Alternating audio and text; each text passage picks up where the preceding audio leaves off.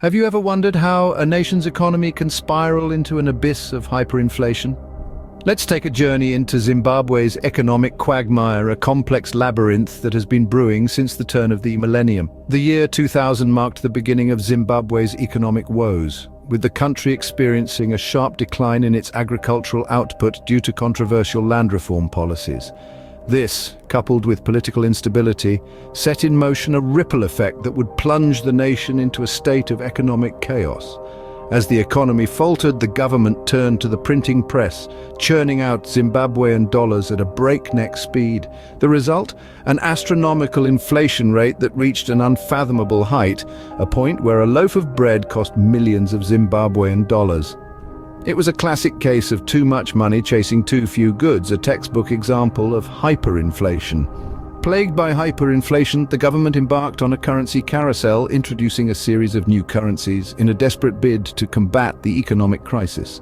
From bearer checks to bond notes, and then to the real-time gross settlement dollar, each new currency was a band-aid solution, a fleeting attempt to stem the tide of hyperinflation. But what was the impact on the ground?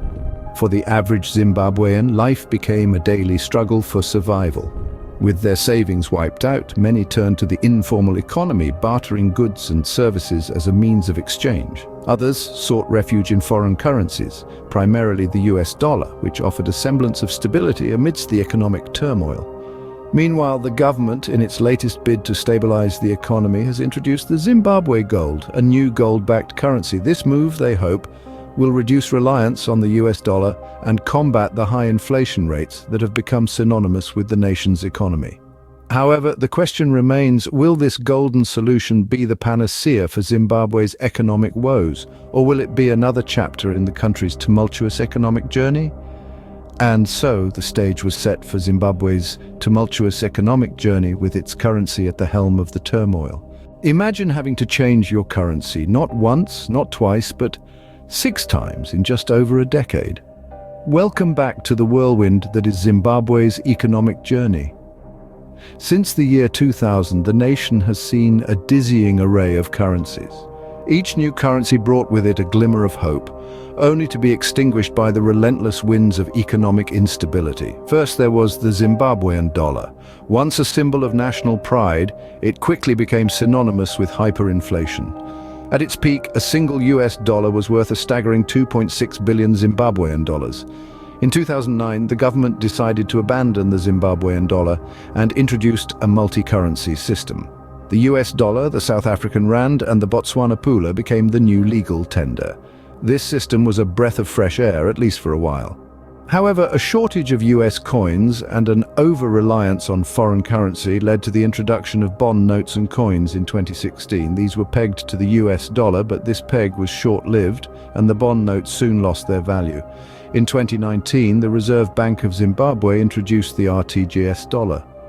The RTGS dollar was supposed to be at par with the US dollar, but it quickly lost value, leading to its eventual demise. Not one to give up, the government reintroduced the Zimbabwean dollar in June 2019. Unfortunately, this reincarnation was short-lived and the currency's value plummeted once again. Fast forward to today, and we find ourselves at the 6th currency change. The new kid on the block is the Zimbabwe gold, or ZIG.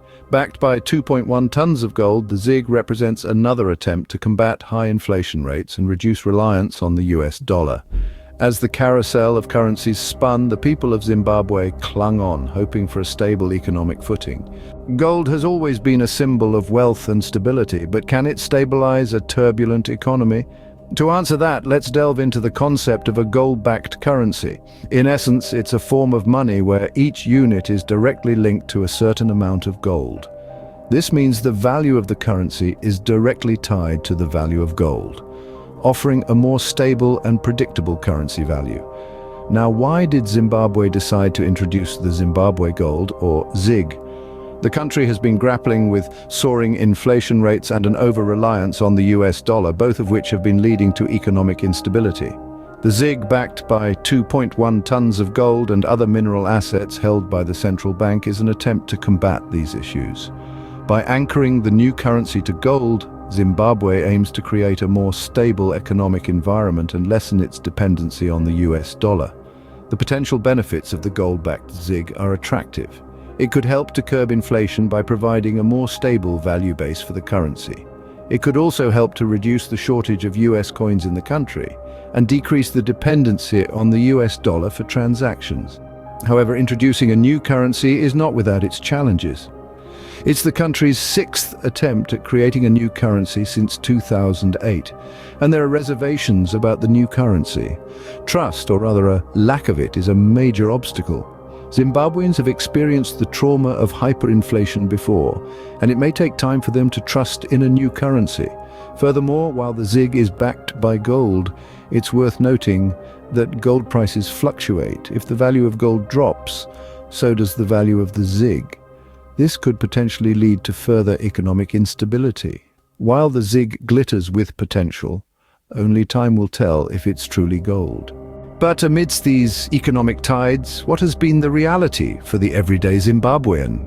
As we delve into the heart of the matter, we find that the relentless currency issues have had profound implications on the lives of the Zimbabwean populace. The ever-depreciating currency has eroded purchasing power, making it increasingly difficult for individuals to afford basic necessities. Prices of essential commodities skyrocketed, leaving many grappling with the harsh reality of poverty and economic hardship. The surge in inflation rates has also dealt a heavy blow to living standards. As the cost of living soared, wages stagnated, resulting in a decline in living standards. The disparity between the rich and the poor has widened, creating an economic chasm that is hard to bridge. However, Zimbabweans are nothing if not resilient. They have found ways to cushion themselves against the relentless economic onslaught. One such strategy has been investing in the stock market.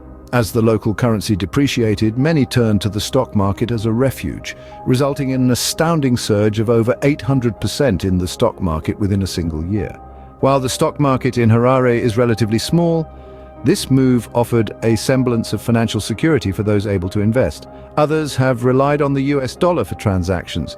As the local currency spiraled downwards, the greenback provided a stable alternative, accounting for 77% of transactions in the country. This move, albeit a temporary solution, has helped combat the effects of rampant inflation. Yet these are but temporary solutions to a more deeply rooted problem. The daily lives of Zimbabweans are still marred by the economic instability that has become all too familiar. With each new currency introduced, hope is kindled, only to be extinguished by the harsh reality of economic mismanagement. For many Zimbabweans, navigating the economic storm has become a daily struggle for survival. So where does Zimbabwe go from here? Can a new currency chart a course to economic stability? That's the $6 million question, or shall we say the 6 million Zimbabwe gold question. To steer the ship towards calmer economic waters, there are several measures the Zimbabwean government can consider. The first is fiscal discipline. This means managing the nation's coffers prudently, keeping expenditure within the confines of revenue, and avoiding the temptation to print money. This will help tame inflation and build confidence in the new currency. Secondly, monetary policy reforms are crucial. The central bank needs to maintain a tight rein on money supply to prevent a recurrence of hyperinflation. It must also ensure that the new currency is adequately backed by gold and other mineral assets. This will help establish the Zimbabwe gold as a credible and stable currency. Thirdly, Zimbabwe should consider diversifying its economy. For too long, the nation has relied heavily on agriculture and mining. By branching out into other sectors such as tourism, manufacturing, and technology, Zimbabwe can create new income streams, boost employment, and reduce its vulnerability to commodity price shocks. Lastly, but certainly not least, the government must foster an environment conducive to business. This includes ensuring political stability, upholding the rule of law, and creating investor-friendly policies. Doing so will attract both local and foreign investment, stimulating economic growth and strengthening the new currency. Of course, these measures are easier said than done. They require political will, sound economic management, and the support of the international community. But with determination, commitment, and a little bit of luck, Zimbabwe has the potential to turn the page on its economic woes.